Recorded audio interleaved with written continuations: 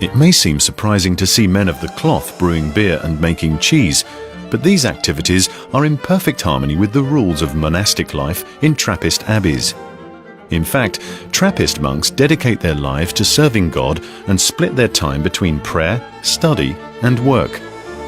Among other things, they may produce their own beer and cheese because, as Trappist tradition dictates, the monks must live from their own work. Naturally, this tradition is perpetuated at Scourmont Abbey in ChiMay. In the summer of 1850, a group of monks from St. Sixtus Abbey in West Vleteren established themselves on the high Scourmont Plateau next to the town of ChiMay, on land given to them by the Prince of ChiMay. They worked hard to transform the poor soil into fertile agricultural land. In 1862, brewing started and the first ChiMay beer was produced. It was logically named La Première, the first, and still exists today under the better-known name ChiMay Rouge. With its brewery, dairy, hostel and other activities, ChiMay Abbey has become a large employer in the region. Only 7 beers in the world, 6 of them Belgian and 1 of them Dutch, are able to call themselves Trappist beers.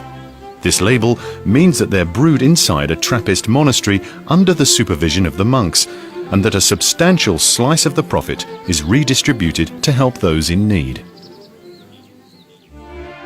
The main ingredient in beer is barley, which is partially germinated, dried and roasted. It's then known as malt. The color of the malt becomes darker as the barley is roasted for longer. The malt is ground and then mixed with pure abbey water in a vat known as a mash tun. This mixture is brought to various different temperatures at set intervals to enable enzymes to transform the starch into fermentable sugar. It then has to be filtered to separate the spent grains, the husk and residue, from the liquid. At this stage, the liquid is not yet called beer, but wort. The spent grain is used as cattle feed by neighboring farmers. The wort is then boiled, and it's at this point that the hops are added.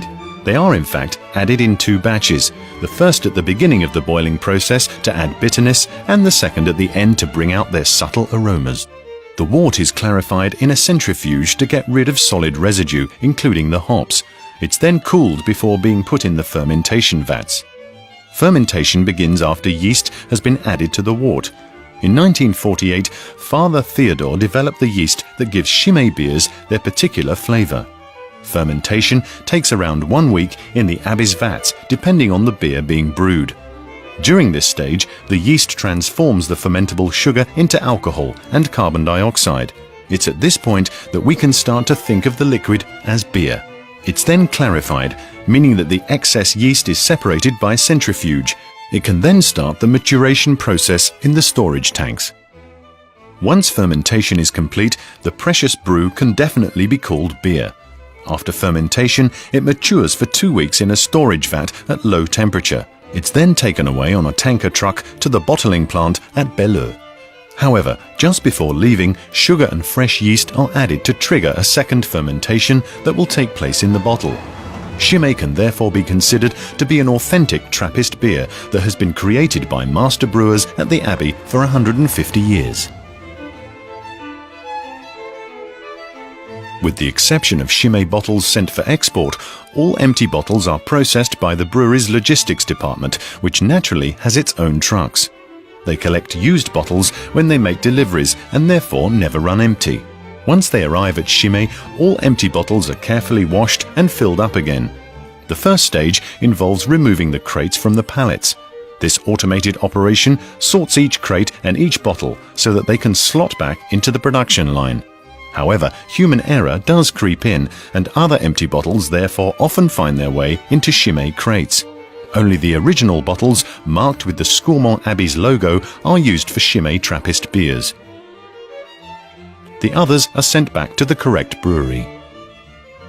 Have you ever tried to wash a beer bottle? At ChiMay, almost 40,000 bottles an hour are washed and refilled. A powerful washer cleans and disinfects the empty bottles. New bottles pass through a rinser in order to save water and energy. In the last stage before filling, each bottle is scanned to detect the slightest little flaw and automatically get rid of any defective bottles. So there you have it. The bottles are now ready to go into the bottler to receive their beer. The big moment has finally arrived. It's time for ChiMay Trappist beer to be bottled. Filling operates around a continuous circuit. The beer flows into the bottle, which is immediately stoppered, and it remains safely in there until it's tasted. This cutting-edge equipment enables ChiMay Brewery to preserve the many qualities of its beers. Labeling comes next and ensures that each bottle, as well as its contents and destination, is identified. The bottles now just have to be crated to facilitate transport and sales.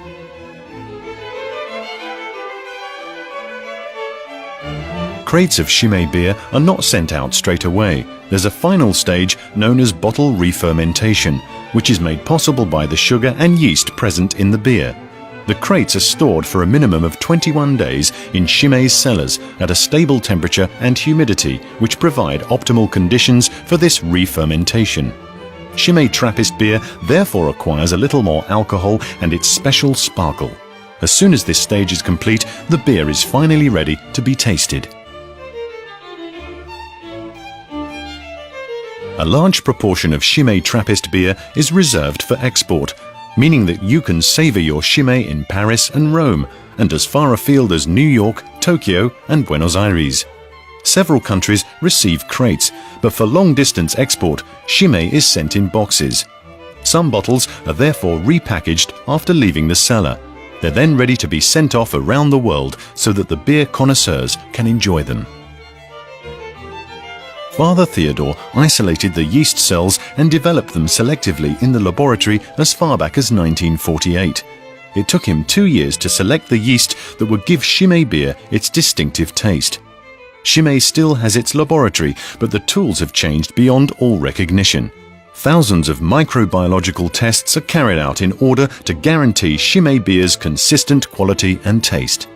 The main tests relate to raw materials such as water, malt and hops, the quality of the beer during the brewing process, fermentation and bottling, as well as how well the head holds. However, the mainstay of the quality control process takes place outside of the laboratory and relies on human expertise. Our specialists taste and assess samples every day before the beer is sold. Mouthfeel, aroma and smoothness are all evaluated by their expert palates. ChiMay Red is unquestionably ChiMay's flagship beer because it was the first of 3 beers to be brewed in the Abbey in 1862. At the time, it was offered only in corked 75 centilitre bottles. A 33 centilitre version was created in 1948. ChiMay Red is copper-coloured with gentle apricot flavours, hints of chocolate and a deliciously refreshing bitterness. It should be savoured at cellar temperature. ChiMay Triple is an amber blonde beer. It's the Abbey's newest beer and can be recognised by its white cap. It was created in 1966 by the Reverend Father Theodore. It also comes in a 75 centilitre bottle under the name Sac Saint. It's golden in colour and manages successfully to combine smoothness and tartness. It should be served between 6 and 8 degrees Celsius. ChiMay Blue has the strongest personality. It was first brewed as a Christmas beer, but due to its success is now brewed all year long. It comes in a 75 centilitre bottle with the name Grande Réserve. ChiMay Blue is a distinctive brown beer with a particularly lovely aroma of fresh yeast, the taste of caramel with a trace of bitterness. It should be savoured after several years in the cellar. If a bar serves ChiMay Triple on draft, it's a sacred place. This highly refreshing beer is unique. Just like its bottled version, it's neither filtered nor pasteurized and re-ferments in 20-litre barrels for 3 weeks. It's a perfect aperitif beer and should be served in the ChiMay 25 centilitre chalice glass. It will delight even the most discerning of beer drinkers.